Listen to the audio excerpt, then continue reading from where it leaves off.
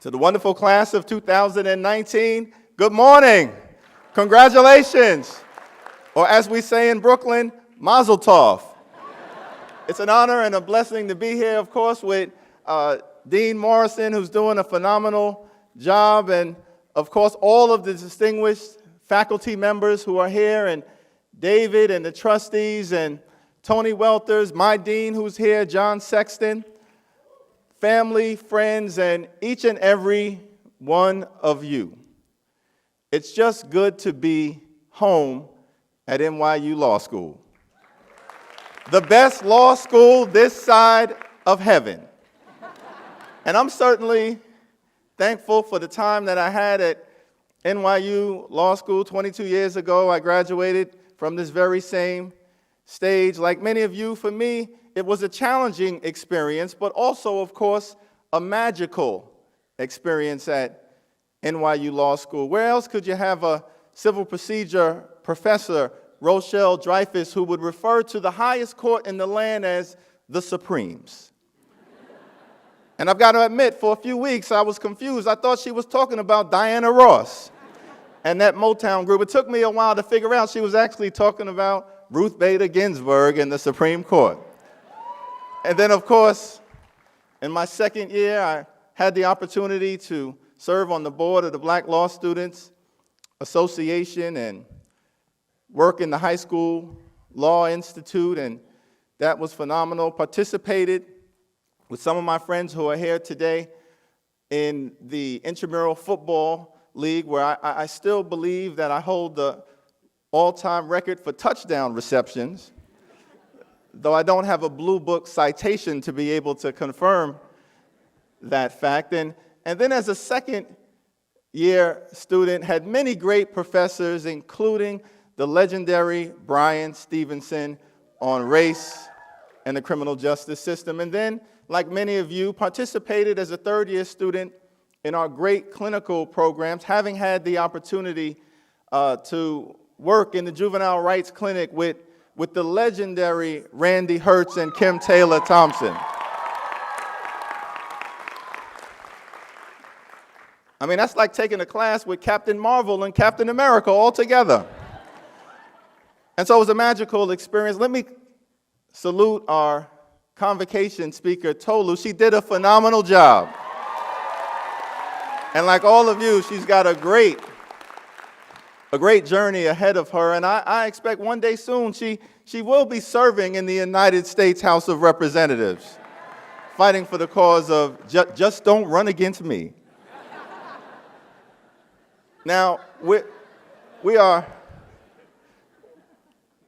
all awaiting the moment of the hour where you will receive your Juris Doctorate degrees, and so I'm going to endeavor to follow the advice of a former Sunday school teacher of mine on the question of public speaking, who once advised me. She said, "Young Jeffries, be brief, be bright, and be gone."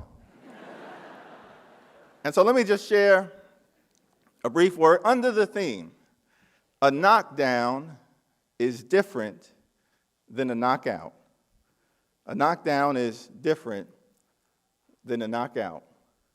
After graduating from NYU Law School, I had the honor of serving as a law clerk for Judge Harold Baird Jr., a great, magnificent man in the Southern District of New York, and thereafter was able to start my career as a litigation associate at Paul Weiss, Rifkin, Wharton, and Garrison.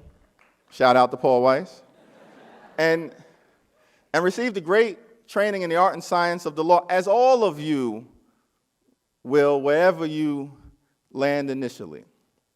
But after a few years, I decided that I wanted to use the legal training, the foundation that I received here at NYU, hopefully as an advocate on behalf of several communities I hope to represent in the New York State Legislature. And so as a young lawyer, I decided that I was going to run for office and challenge a 20-year incumbent in the New York State Assembly. This incumbent was very powerful, backed by the Brooklyn Democratic machine, the Albany political establishment. I'm just this young lawyer, had no name recognition, no money in the bank, no prior political involvement, just want to hopefully make a difference in the communities from whence I came. And so I went to go visit a longtime community leader to ask for his advice and seek his support.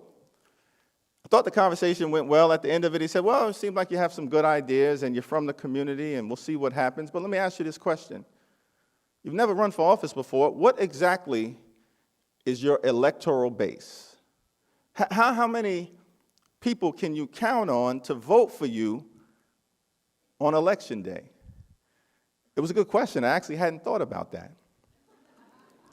And so with all the confidence that I could muster, I responded by saying, I can count on 2 people, myself and my wife. And then I thought about that answer for a moment. And I realized, Trevor, that even that calculation might be a little bit shaky. Because, on any given night, if a brother wasn't doing the right thing at home, I could suffer a 50% erosion of my electoral base. But somehow, held the coalition together and managed to convince an additional 4,000 or so people to vote for it. I didn't win, but we got over 40% of the vote, and I was off to a good start. Went back to Paul Weiss 2 years later, decided that I'm going to try and finish the job. And there was great hope and expectation that we could complete what we had started and get over the finish line. But this time, they were ready for me. And I ran a good race, and it was a compelling race, and we did reasonably well, but I lost that second time. And I'll never forget, went back to the law firm and found myself in a tough spot. I had pretty much signaled that though I had a tremendous experience there, that the big law practice wasn't something that I was committed to doing, uncertain about my job prospects in the future, was $30,000 in debt from that second campaign, and now a 2-time political loser. And I remember my mother called me up. She said, son, how are you? How you doing? I said, well, I'm okay, other than the fact that I'm in personal, professional, and political ruin. She said, Hakeem, stop being dramatic. And she was correct. Because it was at that moment where I began to realize that a knockdown is different than a knockout. And then I looked around and I realized that if you looked at any field of human endeavor, if you look at people who've had success, reached the highest heights of that given profession, that underneath it all, there were moments of failure, moments of disappointment, moments of adversity. You've already indicated that you can deal with adversity. You've made it here today. I had to grapple with that 2-time loser, but I looked around and I realized, wait a second, President Bill Clinton lost his first congressional race. President George W. Bush lost his first congressional race. President Barack Obama, brilliant and charismatic, one of the great campaigners in American history, lost his first congressional race by more than 20 points. They were all knocked down. But they realized that they could get up. They had a vision for the future. They wanted to contribute. And they wound up becoming leaders of the free world. Winston Churchill put it another way. He said, success is not final. Failure is not fatal. All that matters is the courage to continue. I applaud you for continuing through law school and making it to this moment. And just suggest to you that, of course, there will be some adversity you will be forced to confront as you move forward in an ever-changing world. Life is filled with ups and downs, with highs and lows, with peaks and valleys, trials and tribulations. One of the reasons why so many folk don't like to fly is because they recognize at some point when they're on that plane, they're likely to encounter turbulence. But you can't get from your point of departure to your point of destination in life without, at some moment along the way, encountering that turbulence. But I want you to have the courage to continue. And honestly, there will be some folks around you, not those who are supportive, thankful for the friends and family and loved ones and parents who are here, who've been with you along this journey and will continue to be, but there will be some folks when you're in that moment of turbulence, that moment of adversity, who will doubt your ability to make it through. Former Vice President of the United States once called these kind of individuals nattering nabobs of negativism. They are persistent pessimists, notorious naysayers, cantankerous critics. In the hood, we just call them haters. Folks who will doubt your ability to make it through. But as you've done already, I want you to continue to dream big and dismiss those who think small. The African impala is commonly referred to as the deer of the African continent. The impala, this magnificent creature, has the ability to leap heights of up to 10 feet and to cover distances greater than 30 feet. But you can keep the impala upon capturing it, a moment of adversity. You can keep the impala trapped in any zoo in the world behind a brick wall no more than 4 feet high, because the impala will not jump if it cannot see where its feet will land. There's some folks in this world who have all the talent, all the ability, all the capacity to take a leap forward. But because of self-doubt, because of those around them who may be influencing them, because of a lack of self-confidence, remain stuck in the same place. Think big and dismiss those who are thinking small. One of the reasons why we need you to dream big, to think big, to act big is because this is a challenging world. We need you to help make sure the republic moves in the right direction. We need you to stand up for social justice. We need you to stand up for racial justice. We need you to stand up for economic justice. We need you to stand up for the rule of law in the United States of America. We need you.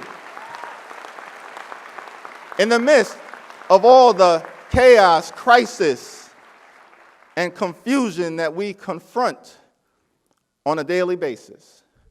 But I stand before you as I get ready to close, optimistic today, because our founding fathers understood that democracy was not a self-executing proposition, that it wouldn't simply run on autopilot. The founding fathers, the story is famously told in 1787 outside of that convention hall in Philadelphia. After they had completed their magnificent work, Ben Franklin emerges and he's confronted by a woman named Elizabeth Powell. Mrs. Powell was a close friend of George Washington, a prominent member of society, a civic activist at the time. She approaches this legendary founding father and said, "Dr. Franklin, what have you gentlemen done? Have you created a monarchy or a republic?" And Dr. Franklin famously paused and said, "Mrs. Powell, we've created a republic if you can keep it." What do we think Dr. Franklin meant? Well, that system of government, and of course, like others Our founding fathers had the human frailty that manifested itself in chattel slavery, but that system of government that was created, the notion of the preeminence of the rule of law, checks and balances, separate and co-equal branches of government, the independent judiciary, the free and fair press. Never before in the history of the world had such a collection of ideas, values, and institutions been put together in one collective enterprise. And so it was unclear whether we would be able to sustain this great democratic experiment. But part of what American exceptionalism represents is that year after year, decade after decade, century after century, through it all, we've kept this democracy thing going. But now, perhaps for the first time since the Civil War, all of those values, all of those ideas, all of those institutions are under assault, not from without, but from within. Mrs. Powell, we've created a republic if you can keep it. But I'm optimistic here today when I look out at brilliant, young, incredibly aspirational lawyers about to contribute in magnificent ways to the tapestry of the legal profession. And it's because of folks like you that America has always been able to deal with whatever adversity we confronted at the moment, whether in the 1860s as we were working through the Civil War, threatening to tear ourselves apart, or in October of 1929 when the stock market collapsed, plunging us into the Great Depression, or whether that was in December of 1941 when a foreign power struck, and the next thing you know, we were in the midst of an evil conflict with an evil empire in Nazi Germany. Or in the 1950s and 60s, as we were working through the inherent contradictions of the Jim Crow South, or right here in New York on September 11th when the towers were struck. We always are able to confront adversity. The story is sometimes told of some folks who were gathered at the home of one of the wealthiest people in the world. And they gathered at this home, these young folks who were here, and in this estate there's a lake.